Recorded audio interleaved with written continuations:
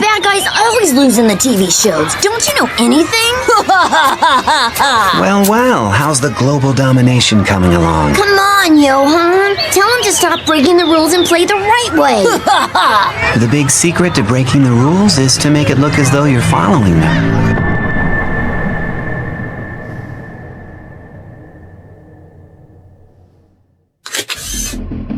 If a devil came among humans and started living as one of them, what would that look like? Let me introduce you to the answer, Johan Liebert. He is a character who seems capable of holding every form of evil within himself. The way Naoki Urasawa wrote Johan is extremely fascinating.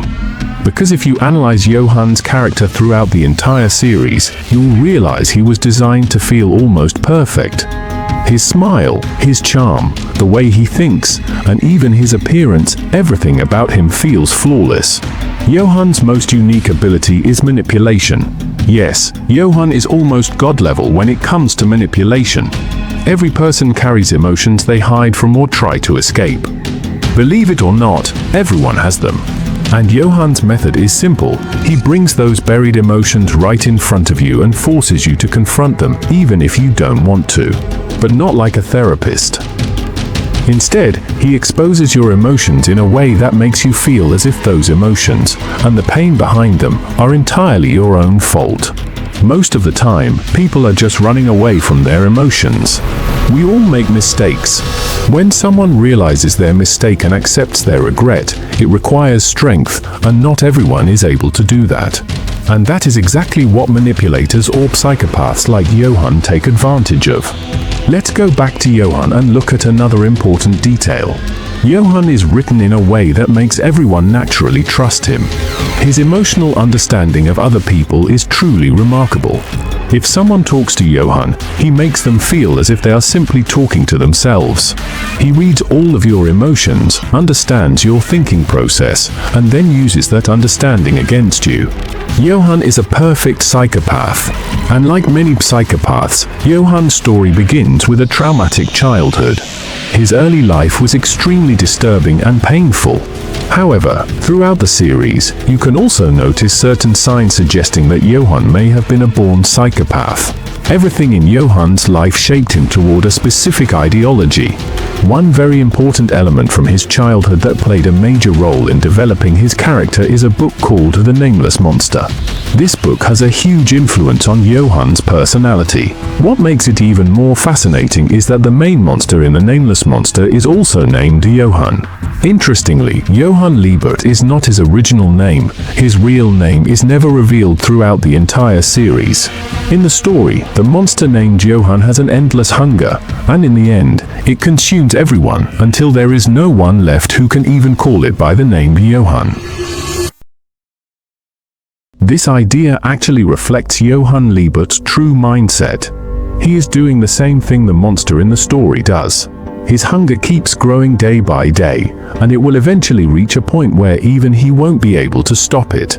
Johan's psychology and his entire perspective, in my opinion, come down to two things: one question and one answer. Are all human lives truly equal? In other words, are all lives equally valuable? And the second idea, to defeat a monster, you need to become one. If you want to defeat a devil, you must become a devil yourself. Let's talk about the first idea. Johan has the ability to completely destroy the belief that all human lives are equal, except in the case of one person, Dr. Tenma. Dr. Tenma lives by the principle that every human life has equal value. His entire life and character are built on this belief. He is a doctor who once saved a serial killer without knowing who he was, and later saved him again even after learning the truth.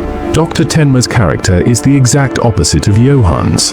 Where Johan uses people's emotions against them, Dr. Tenma uses people's emotions to help them. Johan does not hate just specific individuals, he hates humanity as a whole. He hates weak people because, in his view, they are not worthy of living. And he hates strong people because he believes they also do not deserve to live. His entire ideology revolves around this belief. Johan believes that what he is doing is necessary. He knows that he is evil, but he sees himself as a necessary evil, and that is what makes him truly dangerous. No matter how wrong he may be, as long as he believes he is right, it does not matter to him how wrong he appears in the eyes of others or even in reality. Johan is not driven by money or power. His true motivation is the justification of his own ideology, the belief that to eliminate evil, one must become evil. Being wrong alongside a wrong person does not make you right. According to Dr. Tenma, even bad people deserve a chance to become good. According to Johan, bad people deserve bad outcomes. The problem is that, in Johan's eyes, everyone is bad. To prove this belief, Johan takes many terrible actions. And coming back to the question that defines a major part of his character, are all human lives equal? In Johan's view, there is only one thing that makes all humans equal: death. The two major parts of Johan's psychology are the same two ideas he wants to reflect in his future successor. If you think Johan never considered his own death, then you haven't truly understood him. Johan even planned his own death. In fact, the entire foundation of the series is built on one idea: Johan wants to die at the hands of Dr. Tenma. Think about it. What would have happened if Dr. Tenma had shot Johan? Johan's core beliefs would have been proven true, and that is exactly what Johan wants. If Dr. Tenma had killed him under any circumstance, Tenma himself would have proven that human lives are not equal, because he would have taken a life. And secondly, by killing Johan, Tenma would have become a monster himself. His entire character is based on saving lives, not taking them. The moment he kills someone, his identity and moral foundation would shatter so badly that he would never truly recover.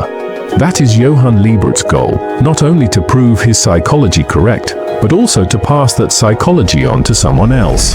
Johan's character is incredibly complex. Honestly, I have been thinking about this character for days. The original script I wrote about him was never recorded because I felt it contained many mistakes.